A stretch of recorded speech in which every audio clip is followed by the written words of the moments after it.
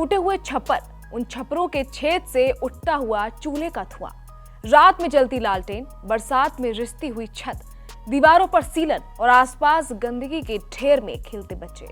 ये उत्तर प्रदेश के किसी भी आम गांव की वो तस्वीर है जो कुछ साल पहले तक असल में दिखती थी और अब वो सिर्फ फिल्मों में दिखती है, क्योंकि अब ऐसा कुछ असल में है ही नहीं। अब गांव में प्रधानमंत्री आवास के तहत पक्के मकान बने हुए हैं। उन मकानों में बाकायदा किचन है जिसमें उज्ज्वला योजना के तहत गैस कनेक्शन लगा हुआ है। घर में लालटेन नहीं, बिजली का बल्ब है और बच्चे अब सुबह उठकर खेलने नहीं बल्कि स्कूल जाते हैं। इस बदली हुई तस्वीर में एक और भी तस्वीर है इन बच्चों के घर वालों की, जो अब आंगन में बैठकर कभी अचार बनाते दिखते हैं, तो कभी हथकरघा पर कपड़े बुनते दिख जाते हैं, तो कभी कच्ची मिट्टी से पक्के दिए बना रहे होते हैं।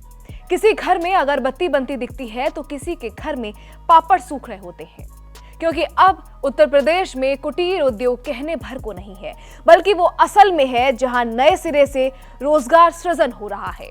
इस कुटीर उद्योग ने उत्तर प्रदेश की महिलाओं और खास तौर से ग्रामीण आंचल की महिलाओं को वो हौसला दिया है जिसने उन्हें आर्थिक तौर पर समृद्ध किया है। इसलिए बात उत्तर प्रदेश के इस स्पेशल एपिसोड में बात उस कुटीर उद्योग की जिसने यूपी की महिलाओं को कामकाजी बना दिया है। उत्तर प्रदेश में कुटीर और हस्तशिल्प उद्योग वैसे तो कोई नई बात नहीं है। बनारसी साड़ी, भदोही का कालीन, खुर्जा की पॉटरी, लखनऊ की चिकन करी, मथुरा के हाथ से बने उत्पाद, दशकों से इन सब की जड़ें गांव और महिलाओं के हाथों में ही रही हैं। फर्क सिर्फ इतना है कि पहले ये काम सिर्फ घरेलू सीमाओं तक सिमटा था, मगर अब योगी सरकार की नीतियों के बाद एक बहुत बड़ा बदलाव आया। अब हाथ से बनी वस्तुओं को सिर्फ देश में ही नहीं बल्कि विदेशों में भी पहचान मिल रही है। सरकार ने नीतियों की मदद से इन महिलाओं को जोड़ा और अब वही महिलाएं अपने हुनर से दूसरों को रोजगार दे रही हैं। साल 2017 में सत्ता में आने के बाद योगी सरकार ने सबसे बड़ा कदम उठाया और सबसे पहले महिलाओं को स्वरोजगार से जोड़ा ताकि गांव की महिलाएं आत्मनिर्भर बन सके। आज के इस एपिसोड में हमारा फोकस ग्रामीण महिलाओं पर इसलिए है क्योंकि भारत में महिलाओं के सामने, खासकर गांव देहात से आने वाली महिलाओं के सामने 3 बड़ी चुनौतियां हमेशा से रही हैं। पहली, घर से बाहर काम करने की रोक-टोक, दूसरी, पैसे और प्रशिक्षण की कमी और तीसरी, बाजार तक पहुंच न होना। मगर उत्तर प्रदेश सरकार ने ग्रामीण महिलाओं को मुख्यमंत्री ग्रामोद्योग रोजगार योजना से जोड़ा और इन तीनों समस्याओं का समाधान निकाला। कम पूंजी, घर पर ही काम और सही सपोर्ट दिया गया ताकि इस महिलाओं के काम को बाजार में जगह मिल सके।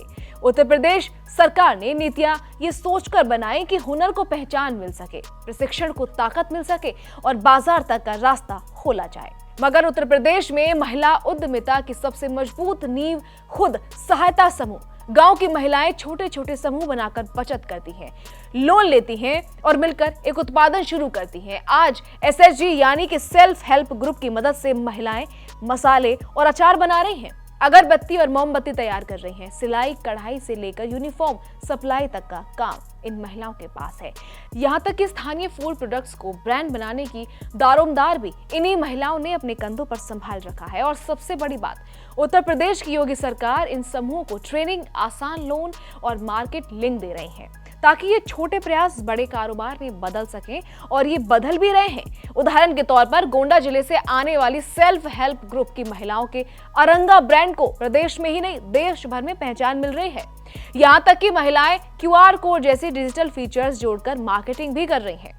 इसी तरह से ग्रामीण आजीविका मिशन से जुड़कर बनारस की महिलाएं प्रेरणा मार्ट और आकांक्षा मार्ट जैसे छोटे रिटेल आउटलेट चला रही हैं ताकि उनकी बनाई साड़ियां, अगरबत्ती, हर्बल साबुन और सरसों के तेल जैसे कई उत्पाद बेचे जा सके। इन उत्पादों पर ब्रांडिंग और पैकेजिंग भी हो रही है।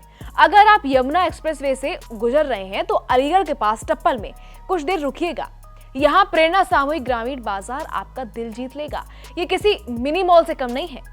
अंतर केवल इतना है कि इसे वो 10 से 12 महिलाएं मिलकर चला रही हैं, जो कभी मजदूरी कर जीवन यापन करती थी मगर अब सरकार की मदद से कारोबारी हो गई हैं। कहानी सिर्फ इतनी ही नहीं है। उत्तर प्रदेश की 1 डिस्ट्रिक्ट 1 प्रोडक्ट योजना ने कुटीर उद्योग को नई पहचान दी है। खास बात यह है कि नए जिलों में ODOP का नेतृत्व महिलाएं ही कर रही हैं। 1 डिस्ट्रिक्ट 1 प्रोडक्ट के तहत स्थानीय उत्पादों की पहचान की जाती है, महिलाओं को डिजाइन, पैकेजिंग और क्वालिटी ट्रेनिंग दी जाती है और प्रदर्शनियों और ई मार्केट प्लेस से जोड़ा जाता है, ताकि जो महिलाएं पहले सिर्फ स्थानीय हाट तक सीमित थीं, उनके उत्पाद राज्य, देश और विदेश तक पहुंच सकें।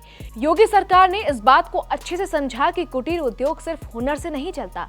इसे चलाने के लिए हुनर के साथ साथ बिजनेस की भी उतनी ही समझ चाहिए। इसीलिए सरकार महिलाओं को स्किल अपग्रेडेशन ट्रेनिंग के साथ साथ अकाउंटिंग, डिजिटल पेमेंट और ऑनलाइन बाजार में सामान को बेचने की ट्रेनिंग भी दे रही है।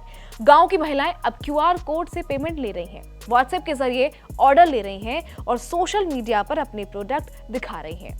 और तो और लखपति दीदी योजना के तहत सरकार का लक्ष्य है कि स्वयं सहायता समूहों से जुड़ी महिलाओं की सालाना आय 1 लाख रुपए या उससे ज्यादा की जाए। महिलाओं को 1 लाख से लेकर 5 लाख तक का ब्याज मुक्त लोन भी दिया जा रहा है।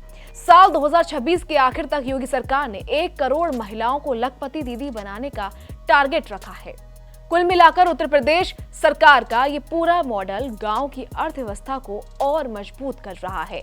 और जब गांव की महिला आर्थिक रूप से सशक्त होती है तो पूरा परिवार, पूरा गांव और पूरा राज्य मजबूत होता है। सोचिए, अगर हर गांव में 10 महिलाएं सफल उद्यमी बन जाएं, तो कितने घरों में रोशनी पहुंचेगी। यही है उत्तर प्रदेश की नई कहानी। जो महिला पहले चूल्हे के पास बैठती थी, अब देश की अर्थव्यवस्था में अपना योगदान दे रही है। तो ये थी कहानी यूपी की महिलाओं की। बात उत्तर प्रदेश की अगले एपिसोड में हम बात करेंगे ई गवर्नेंस और सिटीजन सर्विसेज की। तब तक आप देखते रहिए ABP लाइव।